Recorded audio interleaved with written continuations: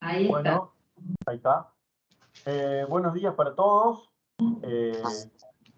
Ya en el segundo día, en el marco de las segundas jornadas internacionales de conocimiento científico y técnico y el quinto seminario en desarrollo territorial y agregado de valor, damos comienzo a el segundo día, la conferencia magistral prevista para el día de hoy, titulada Refugiados ambientales y derechos humanos. Se encuentra con nosotros la doctora Rodríguez Fontán Luchino. Es abogada y procuradora de la Universidad Nacional de Córdoba. Tiene reválida del título en la Universidad de San Pablo, Brasil, ciudad donde ha cursado una especialización en Derecho Empresarial y un posgrado en Derecho Constitucional y Administrativo. Es magíster en Derecho de la Universidad Católica de Santos, Brasil, y doctora en Derecho de la Universidad Nacional de La Plata. Actualmente es docente de la Universidad Siglo XXI en los cursos de Derecho Ambiental, Derecho Internacional y Derechos Humanos. Es autora de libros, artículos en revistas científicas y presentaciones en jornadas y congresos, siendo la temática abordada refugiados ambientales, los derechos humanos de los refugiados ambientales o desplazados ambientales forzados, conflictos ambientales e movimientos sociales, gestión de recursos hídricos, derechos de patentes e innovación tecnológica. Profesora, le doy la bienvenida a la apertura de la actividad prevista para hoy, para su conferencia. Muchas gracias por su participación. Bueno, muchas gracias por permitirme participar. Y bueno, voy a comenzar con mi tema. Tenemos que decir que los refugiados ambientales es un tema relativamente nuevo, lo cual, ya que comenzó a considerarse por los organismos internacionales a partir del año 2006. Los refugiados ambientales no están protegidos por el derecho internacional, siendo que existe la necesidad de protección de estos refugiados debido a que sufren la violación de los derechos humanos. Los refugiados ambientales es una figura semejante a la de los refugiados políticos y desplazados internos, siendo que estos últimos están protegidos por el derecho internacional. Entonces, la cuestión que estamos considerando a veces parece invisible, porque ha sido recién tratada desde 2006 por los organismos internacionales y de forma tímida. Pero bueno, tenemos que ver que esta investigación que nosotros realizamos fue hasta el año 2012. Del 2010 al 2013. Y podemos decir que en el 2010 hubo 43 millones de personas obligadas a dejar sus hogares por causa de los desastres y la degradación ambiental. En el 2011 hubo 16,5 millones de personas obligadas a refugiados ambientales. En el 2012, 32,4 millones de refugiados ambientales. Todos estos son de los desastres repentinos, como un tsunami, tifones, terremotos, huracanes e inundaciones. Entre los años 2008 y 2012 hubo 142 millones de refugiados ambientales por desastre repentino. Entonces, aquí estamos haciendo una diferenciación entre desastre repentino y desastres lentos, procesos lentos de duración. Entonces, vamos a entrar, hay 4 problemas que rodean el tema de los refugiados ambientales. Aquí solamente vamos a tratar 2 que están uno asociado al otro. El primero es la falta de consenso, tanto en la doctrina como en los organismos internacionales, de una definición sobre los refugiados ambientales, lo que lleva a la dificultad del reconocimiento de la violación de los derechos humanos de los refugiados ambientales en los organismos internacionales, lo cual justifica su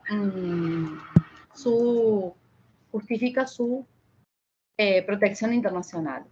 Bueno, estas han sido las cuestiones que nos hemos planteado. Y en realidad tenemos que decir que la doctrina tiene diferentes cuestiones sobre las que diverge, tanto la doctrina como los organismos internacionales. Una primera es la causa del desastre. Hay algunos autores que consideran solamente los refugiados ambientales de los desastres de cambios climáticos. Otros consideran los refugiados ambientales de los disturbios de irrupción ambiental general, donde sería un concepto amplio. El anterior es un concepto restringido. Y finalmente hay otros que consideran los escenarios, que es nuestro caso. Consideramos los escenarios de desastre. Otra cuestión sobre la que existe divergencia es sobre si se trata de desplazados internos o transfronterizos. Si el refugiado ambiental es interno o es transfronterizo. Esta divergencia no tiene fundamento. ¿Por qué? Porque la magnitud del desastre hace que no respete las fronteras. Entonces esto hace que no importa si es interno o si es transfronterizo. Y otra cuestión que une ambas figuras es la violación de los derechos humanos. La violación de los derechos humanos es sufrida por ambos. Y en realidad la diferencia entre los internos y los transfronterizos reside en que los internos sufren la violación de los derechos humanos, pero quieren irse para otros lugares, pero no tienen los recursos económicos. Entonces, la trayectoria del viaje de los refugiados ambientales depende de los recursos económicos que cuenten, siendo que en muchos casos los internos son obligados a volver al lugar y sufren la repetición de los fenómenos, porque una de las características del desastre ambiental específicamente es los cambios climáticos, es la repetición, como ocurre en Bangladesh, en las islas, pequeños estados insulares, donde se provocan durante el año diversas inundaciones, deslizamientos de tierra, y estos son obligados a mantenerse allí. Luego tenemos que decir que otra de las cuestiones que también es muy cuestionada es el tema de los desplazados permanentes o voluntarios. La doctrina dice que es difícil de establecer la diferencia, pero en realidad algunos autores consideran que los voluntarios podrían entrar dentro de la categoría de los inmigrantes. ¿Por qué? Porque ellos tienen una facultad que es la de elegir si se quedan o si se van. Pero mientras que los permanentes no, los permanentes son obligados a irse. Entonces, la doctrina dice, es difícil diferenciar unos de los otros, los permanentes de los internos. Y esto, en realidad, Kalin, un autor, Kalin, establece que se les aplica el principio de no devolución. Este principio de no devolución implica que no podrán, es un principio que viene de la Convención del Estatuto del Refugiado de Naciones Unidas, y ese principio establece que la persona no puede ser obligada a retornar al lugar, es decir, al retornar al lugar donde corre peligro su vida y su subsistencia. Entonces ahí tenemos los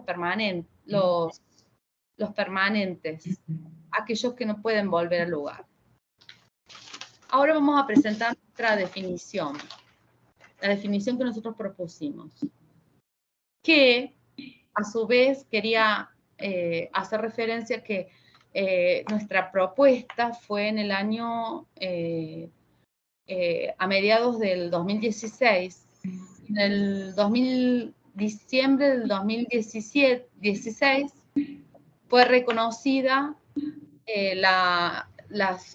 los aspectos que nosotros establecimos, tanto en cuanto a la definición como a la violación por una resolución de Naciones Unidas de la número 7011 y la 70141, resoluciones de la Asamblea General de Naciones Unidas, donde se reconoce nuestra definición igual, es igual a nuestra definición, y donde se reconoce la protección de los derechos humanos.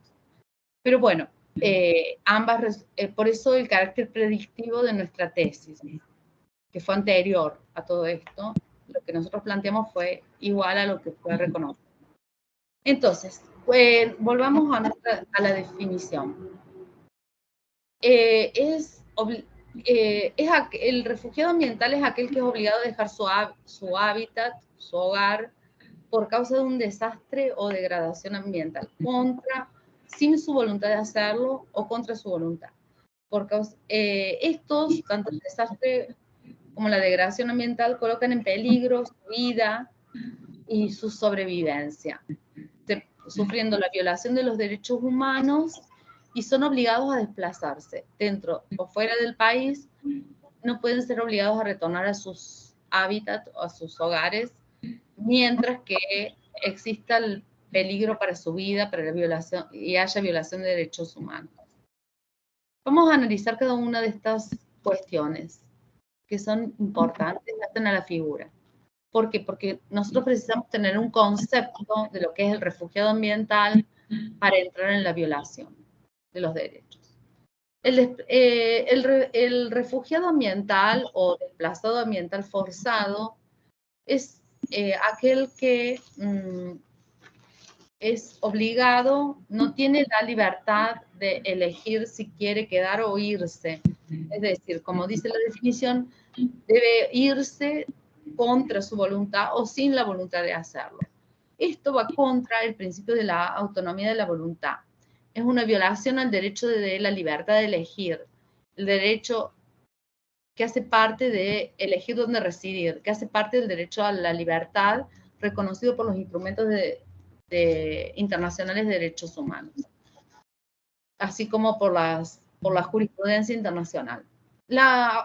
Esto nos lleva a ver que este principio, el derecho a la libertad, es uno de los aspectos fundamentales de los derechos humanos y de la dignidad humana. Tenemos que considerar algunos aspectos de este derecho a la libertad. El derecho a la libertad significa tener la autonomía de voluntad. La autonomía de la voluntad tiene dos aspectos, que son la acción libre y la intención. La acción libre es la manifestación externa de la voluntad, y la intención es un elemento subjetivo que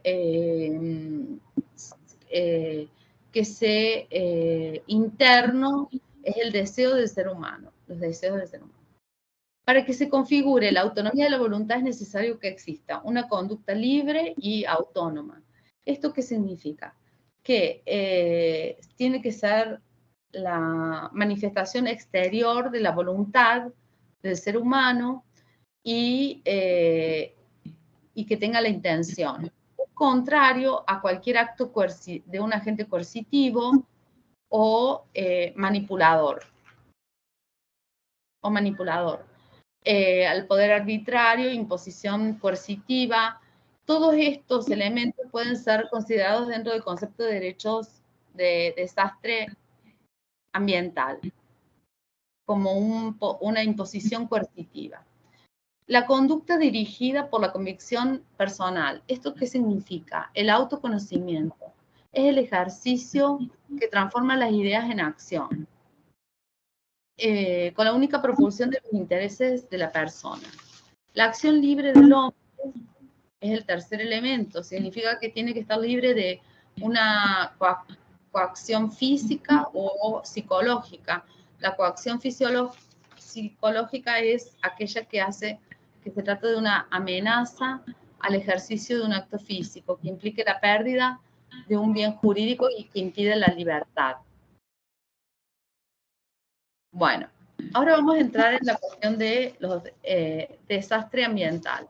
son considerados las causas o los escenarios. Unos autores consideran las causas, serían aquellos que consideran los cambios, hay unos que recortan para los cambios climáticos solamente, otros consideran un sentido amplio, la disrupción ambiental, desastre o degradación, que puede ser producida por el hombre, por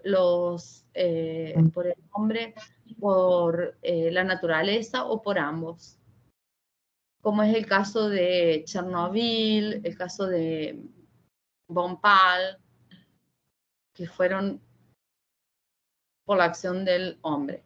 Bueno, y luego tenemos otro que analizamos la cuestión de los escenarios. Como ya dije, el desastre puede ser repentino o un proceso lento. Repentino es aquel que ocurre inesperadamente y sin ningún tipo de previsión, como sería un tsunami, un tifón, un huracán,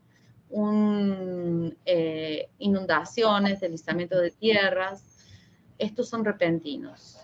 Proceso lento de duración del desastre ambiental sería el caso de, por ejemplo, el aumento del nivel del mar provocado por los cambios climáticos y que sufren las pequeñas estados insulares, así como también los países con regiones costeras bajas. Entonces, la definición que tenemos de desastre ambiental es aquella que nos la da la iniciativa NACEN. Hemos recogido varias, pero bueno, elegimos esta, que dice que es una perturbación grave en el funcionamiento de la sociedad, pero causa pérdidas humanas, económicas, materiales y ambientales. Todas estas causas a las que yo estoy hablando hacen parte de los derechos humanos, las pérdidas, las cuales exceden la capacidad de la comunidad o de la sociedad afectada para hacerle frente. Y esto, utilizando sus propios recursos, esto nos lleva a considerar que, por ejemplo, un país que sufre un desastre y que tiene los medios para hacerle frente, no entraría dentro de esta definición. Así como aquel que tiene los medios y no quiere ejercerlo.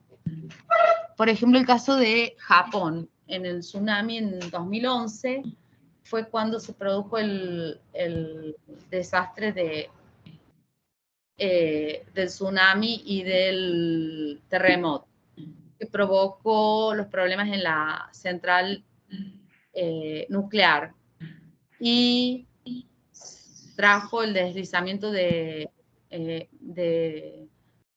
material radioactivo, provocando pérdidas de vidas, pero que Japón no aceptó la ayuda internacional. Bueno, entonces, los escenarios de desastre, nosotros consideramos aquellos que son establecidos por Kalin y agregamos otros. El primero serían los desastres repentinos, a los cuales ya hice referencia, los desastres de degradación ambiental, de procesos lentos de duración, las islas sumergidas por el aumento del nivel del mar, regiones costeras bajas. El problema de las islas es que el calentamiento global provoca el deshielo de las capas del Ártico, aumentando el nivel del mar. Y esto lleva a que las islas pierdan territorio. Esto es algo bastante... es muy grave porque hay 4 países que son los que están en peor situación, que son Kiribati, países insulares, Kiribati, Tuvalu, Islas Marshall y Maldivas. Maldivas es la que está en peor situación. Por esto Maldivas ha tratado de establecer una convención internacional, ha hecho la propuesta de una convención internacional para proteger a los refugiados ambientales. Maldivas se encuentra a 1 metro del nivel del mar. Regiones costeras bajas, el caso es Bangladesh. donde se produce la pérdida de se produce la pérdida de las regiones costeras, de territorio, en ambos casos. Luego tenemos la otra hipótesis que nos presenta Karin, que es las islas sumergidas, estas islas, áreas prohibidas de ser habitadas por riesgo a la vida o a las personas, y este concepto nos lo da el Estado. O medidas de mitigación, por ejemplo, cuando se agarra un área para plantar árboles, de modo de establecer una medida de mitigación a los cambios climáticos, a los desastres ambientales. Y finalmente nos habla de los conflictos emergentes de la lucha o disminución de recursos por falta de los cambios, debido a los cambios climáticos. A esto tenemos que agregar las catástrofes industriales y militares, biológicas y químicas y nucleares, dentro de las cuales entraría Bhopal de 1984 y Chernobyl de 1982. Y los proyectos de desarrollo, entre los cuales está la construcción de rutas, y que es, como en el caso del desastre de de Mariana, en Brasil en el 2015, cuando se rompió la contención del dique y provocó un desastre total. Bueno, otro criterio al que ya hice alusión antes es el de la no devolución. El concepto de la no devolución implica que las personas no pueden ser retornadas al lugar de origen. Ha sido violada su integridad y su dignidad, y su vida está en peligro. La necesidad de aplicación de este principio hace que sean forzados. La Convención sobre el Estatuto, este principio está en la Convención sobre el Estatuto y es considerado que puede ser aplicado a los refugiados ambientales. Esto lo hace Doherty y Giannini dentro de la doctrina, y ellos dicen que se puede utilizar el principio de no devolución porque los refugiados de la Convención del Estatuto sufren la violación que viene por parte del Estado, mientras que en nuestro caso, los refugiados ambientales sufren la coerción que viene del ambiente, del desastre ambiental. Y luego, el contenido de este principio es que tiene que garantizar la protección de la vida y la sobrevivencia del refugiado. Además, tenemos que decir que este principio obliga a que no sean trasladados al lugar de origen mientras haya peligro. Bueno, ahora vamos a hablar de la obligatoriedad de aplicar el principio de no devolución.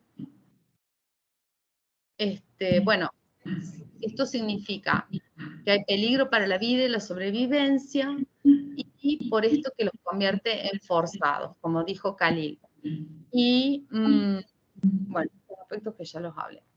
El cambio climático, el cambio inducido por el clima puede representar un peligro a la sobrevivencia. Ahora, tenemos que hablar del principio de asistencia a la víctima. Se les puede aplicar a los refugiados ambientales el principio de asistencia a la víctima. El principio de asistencia a la víctima fue reconocido por la Convención de Munición en Ramos en 2008, Cluster Munition, y su contenido era la asistencia médica y psicológica, ya sean incluidas la social y la económica. Este principio puede ser aplicado a los refugiados ambientales o desplazados ambientales forzados, dándole otro contenido, asegurar los alimentos, asegurar el agua, asegurarles la asistencia médica, los medicamentos, medicinas, vestimentas y servicios sanitarios. Otra cuestión de definición hace a si se trata de individuos o comunidades. En cuanto al primer caso, individuos, tenemos el caso de Honorshildes versus Turquía en la Corte Europea de Derechos Humanos. Este caso fue un caso que ocurrió en Estambul, donde en una parte de la ciudad, en 1925, se establecía se colocaban residuos. Y posteriormente, en los años posteriores, se construyó, se rellenó con tierra y encima se construyó un barrio. Ahora, lo que ocurrió fue que en 1993 el gas metano de los residuos explotó y produjo el deslizamiento de tierras y a su vez provocando la muerte de personas, murieron 39 personas y otras con problemas de enfermedades respiratorias, enfermedades neurológicas. Honorshildes, que fue una mujer, entró en la corte y ganó el caso versus Turquía, porque el Estado tendría que haber protegido a estas personas. Ahora, el caso de una comunidad, tenemos el caso de pueblo de Yanomami versus Brasil, que fue reconocido por la Comisión Interamericana de Derechos Humanos, así como por la Corte Interamericana de Derechos Humanos. Esto afecta, fue cuando se construyó la ruta transamazónica que atravesó Brasil hasta llegar a Brasilia y atravesó por el medio del pueblo Yanomami. Al atravesar el pueblo Yanomami, esto fue terrible porque perdieron la identidad cultural, se produjeron muertes, se perdió los derechos culturales y además trajeron enfermedades aquellos que estaban construyendo la transamazónica y muertes también. Este caso fue reconocido por la Corte Interamericana, así como por la Comisión Interamericana de Derechos Humanos. Entonces, en realidad, en la mayoría de los casos se afectan comunidades. Comunidades, lo que lleva a, por la naturaleza y la magnitud del desastre. Solo un minuto.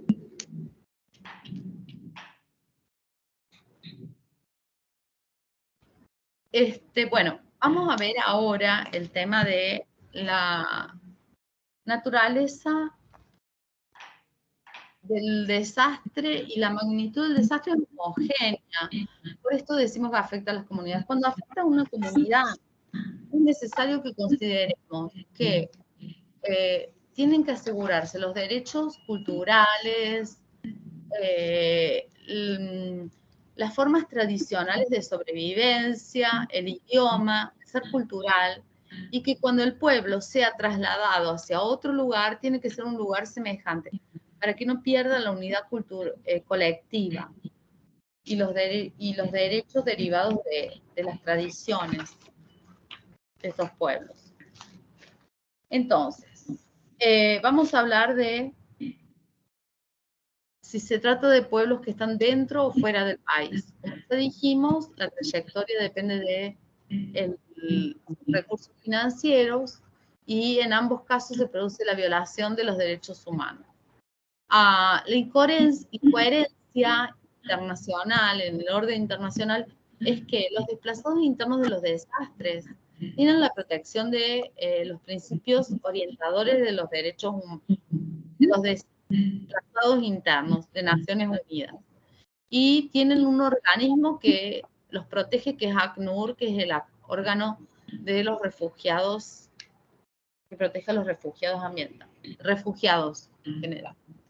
Otra cuestión es que son forzados, por eso nosotros decimos desplazados ambientales forzados, para diferenciarlos.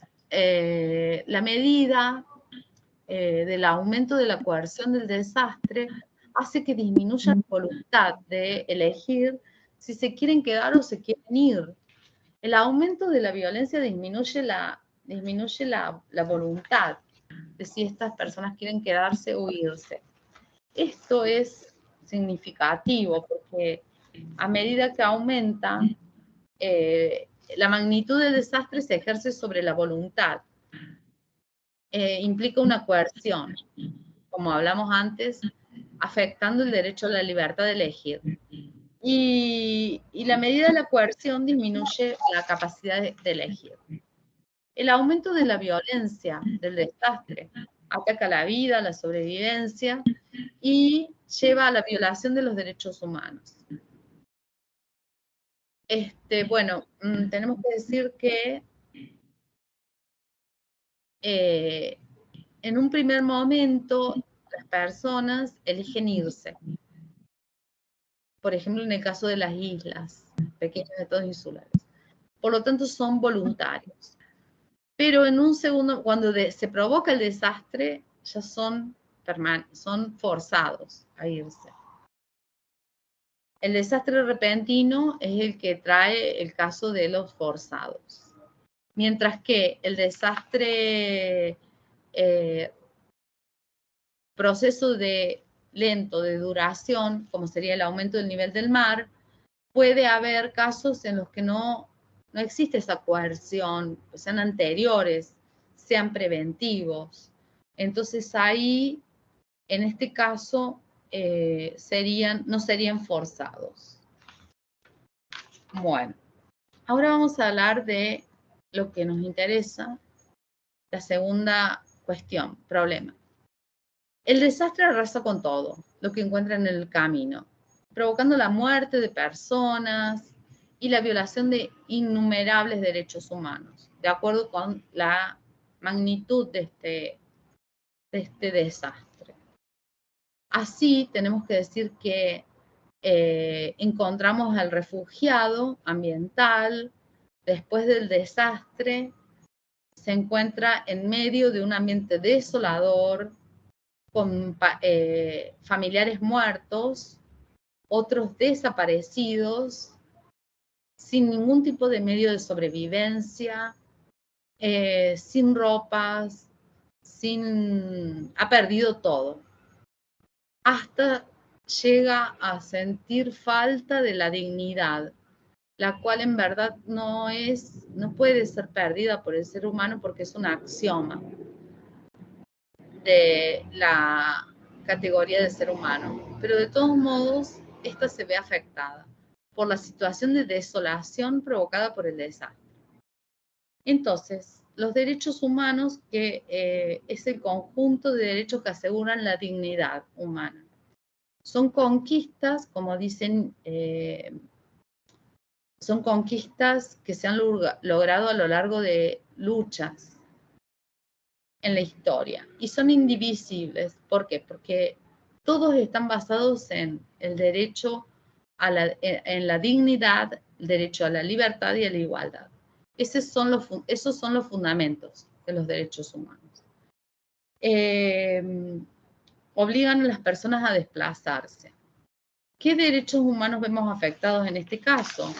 La vida, el derecho al agua, a la salud, a la vivienda, a la libertad de elegir si se quiere dónde vivir, a la libertad de circulación, pérdidas de documentaciones, porque el desastre arrasa con todo, pérdida de propiedades, pérdida de la unidad familiar, porque hay familiares que han fallecido y otros que están desaparecidos, el ejercicio de la posibilidad de ejercer las creencias religiosas, la pérdida de los medios de sobrevivencia, de sustento, así como la pérdida de los derechos culturales, la historia de su pueblo, las documentaciones. Todo esto es provocado por el desastre. Entonces, tenemos que decir que cuando vamos al concepto de derechos humanos, tenemos que decir que son aquel conjunto de facultades e instituciones que a cada momento histórico reconocen la exigencia reconocen concretizan las exigencias de dignidad, libertad e igualdad. Y los ordenamientos jurídicos, que son reconocidos por los ordenamientos jurídicos, tanto nacional o internacional. Tenemos, bueno, los derechos, como ya dijimos, son interdependientes, basados en la dignidad, libertad e igualdad. Y bueno, el reconocimiento de las violaciones. Entonces, ahora vamos a entrar en el análisis de las resoluciones de Naciones Unidas desde el 2007, donde se reconoce la violación de los derechos humanos, de los refugiados ambientales. La importancia de este análisis de las resoluciones reside en que nos van a dar el soporte para la necesidad de protección, que sea reconocida la necesidad de protección. Tanto es que lo fue posteriormente a nuestra presentación, con los mismos conceptos que nosotros utilizamos. Entonces, por esto es tan importante el análisis de las resoluciones. Porque reconocen la violación de los derechos humanos causada por el desastre. Y así el reconocimiento internacional de estas violaciones lleva a la justificativa de que sean tratados jurídicamente un tratamiento internacional. Entonces, en el análisis tengo que ver el tiempo. En el análisis tenemos que ver los organismos internacionales y las resoluciones. Voy a pasar directo al análisis de las resoluciones porque si no, no me va a dar, no sé si me va a dar tiempo, entonces después puedo volver. Los refugiados ambientales tenemos que decir que tienen sus derechos violados, lo cual obliga a que el derecho internacional brinde una solución. Entonces comenzamos por IASC. En el 2005 IASC en realidad es una organización de derecho ambiental, de derecho internacional light, elaboró las directrices operacionales de protección de las personas internas en situación de desastres. Esto es un reconocimiento a la situación porque allí reconoce cada uno de los derechos que son violados. Luego tenemos el 14 de noviembre de 2007, en Male se realiza la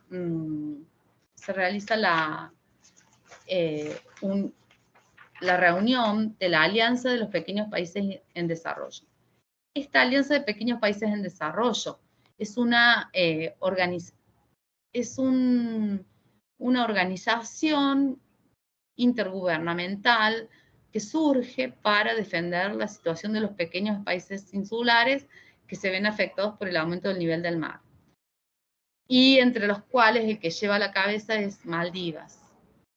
La reunión se realizó en Male, en Maldivas. Y en esta reunión se pedía dos pedidos. Uno, que fuese tratado dentro del marco de cambios climáticos de Naciones Unidas. Y otra, que el Alto Comisionado de Derechos Humanos y el Consejo de Derechos Humanos de Naciones Unidas realizaron un estudio detallado sobre los cambios climáticos y los derechos humanos. En 2006 ocurre el tema ocurre que ACNUR critica la actuación de los refugiados, Naciones Unidas con los refugiados ambientales o desplazados ambientales forzados. Seguidamente, el secretario general de Naciones Unidas concedió el tratamiento del problema al Alto Comisionado de Derechos Humanos, así como también al Consejo de Derechos Humanos de Naciones Unidas.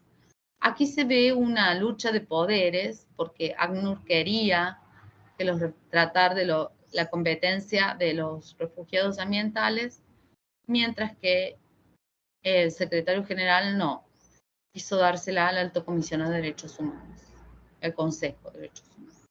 Las resoluciones del Consejo de Derechos Humanos son importantes porque nos permiten verificar el reconocimiento a las violaciones. La resolución 723 de la Asamblea General de Naciones Unidas establece que va a tratar los derechos humanos y los cambios climáticos y solicita que el Alto Comisionado haga un estudio detallado. Además, considera las conclusiones del panel intergubernamental de los científicos de y técnicos del marco de Naciones Unidas. Del marco de los cambios climáticos de Naciones Unidas. Disculpe. En el año 2008, no, perdón, tenemos que agregar que se realizó la amenaza, los cambios climáticos implican una amenaza a los derechos humanos. Se reconoce el derecho al desarrollo. Los países más pobres son aquellos que están en zonas de riesgo y estas zonas de bajas altitudes se ven los países, pequeños estados insulares en desarrollo, países con zonas costeras bajas, países con regiones áridas y países en desarrollo. En el 2008, el Consejo de Derechos Humanos de Naciones Unidas realiza la reunión sobre los derechos humanos y los cambios climáticos. En el año 2009, el Alto Comisionado establece una resolución, que es la 1061 de la Asamblea de Naciones Unidas, que reconoce el ámbito, es el marco de cambios climáticos de Naciones Unidas, y los derechos humanos violados son el derecho a la vida, a los alimentos, al agua, a la salud y a la vivienda. También reconoce el derecho a la autodeterminación de los pueblos, el cual deviene de la Declaración de los Derechos de los Pueblos Indígenas de Naciones Unidas y los grupos más vulnerables, aunque esta declaración fue posterior. En el 2009 se emite la resolución 1014, donde se introduce los derechos humanos y la dignidad. En la resolución, en el Alto Comisionado también realiza un encuentro donde es pedido un relator especial. En el 2009, la resolución 64.255 analiza la magnitud del problema de los derechos humanos y cambios climáticos y solicita una solución global. Y en el 2011, la resolución de Naciones Unidas establece que las reglas de los derechos humanos son aplicables a los problemas de los cambios climáticos. Y lo que es importante, que en mayo del 2012 se reconoce al relator independiente de los cambios climáticos y derechos humanos. Cada uno, ¿cómo funciona el Consejo de Derechos Humanos? Ese consejo funciona a través de que los derechos tienen una protección general y a su vez tienen protección sectorial. Y dentro de la protección sectorial hay un relator especial para cada uno de los derechos que va analizando la situación de la violación de los derechos en los países. Por esto, la importancia de tener un relator especial dentro del Consejo de Derechos Humanos de Naciones Unidas. Entonces, bueno, para finalizar, y ya creo que estoy en el tiempo, ¿no, Ana? Bueno, yo creo que estoy en el tiempo, pero bueno. Tenés 15 minutos más. Pero estaría bueno si podés cerrar en 5, así podemos abrir para debate o algún tipo de pregunta. Vale. Bueno, tenemos que decir que para finalizar, tenemos que considerar que, en primer lugar, tenemos el Consejo de Derechos Humanos y el Alto Comisionado, que han reconocido los impactos de los cambios climáticos sobre las poblaciones de los desplazados, provocando la violación de los derechos humanos. Y este reconocimiento emana de 2 organismos de Naciones Unidas. Por otro lado, tenemos el caso de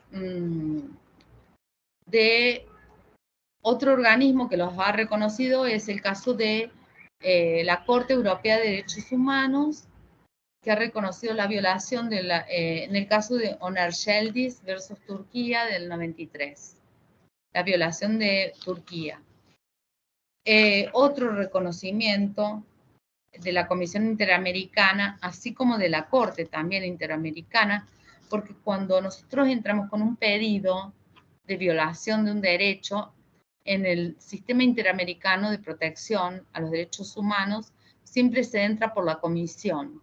Una vez que la comisión reconoce la situación de violación, es pasada a la Corte, es decir, nunca se entra directo a la Corte Interamericana, solamente a través de la comisión. Por eso en este caso Yanomami y en otros casos de comunidades que han sufrido estas violaciones, como de diversos países, principalmente comunidades tradicionales, es decir, comunidades indígenas, ingresan siempre por la comisión y la Corte Interamericana les da la validez al reconocimiento de las violaciones a los derechos humanos por los desastres en el caso de los indígenas. IAS es como ya dije, también los ha reconocido a través de las directrices de protección. Se crearon los principios rectores de los desplazados internos que reconocen los derechos de la violación de los derechos humanos. También tenemos otros organismos que reconocen la violación de los derechos, como por ejemplo ACNUR, que es el organismo para refugiados. Tenemos la iniciativa NACEN, que es una iniciativa que es creada por los países, por Suecia, y donde es tratada la cuestión de los refugiados ambientales y los cambios, y allí también es reconocido el tema de los refugiados. Bueno, a ver. Es necesario ver las resoluciones de la Asamblea General de Naciones Unidas del 2016, la 7110 y la 71121. La 7110 es la que establece el draft para la protección de las personas en desastre, así dice, que sufren desastres y ambientales, y reconoce la figura del refugiado ambiental, aunque no le pone el nombre. Esa es otra cuestión. La cuestión de la denominación es un problema que ha surgido. Por eso nosotros a veces decimos desplazados ambientales forzados. Entonces, reconoce la protección, en el artículo 5, reconoce la violación de los derechos humanos. Y es la resolución de Asamblea General de Naciones Unidas 71-141 de Naciones Unidas del 2016, diciembre del 2016, establece en el artículo 5, perdón, la 7110 en el artículo 5 establece la protección de los derechos humanos. Y la resolución de 71 de 141 es un comentario a la resolución de 7110. Un comentario a cada uno de los artículos que se presentan en esta resolución. Siendo interesante el análisis de ambas. Aunque, bueno, ambas hacen referencia al mismo concepto que nosotros hacemos de refugiados ambientales, al mismo concepto de desastres que nosotros hacemos referencia, y a la violación de los derechos humanos, al reconocimiento de los derechos humanos de las personas, el artículo 5.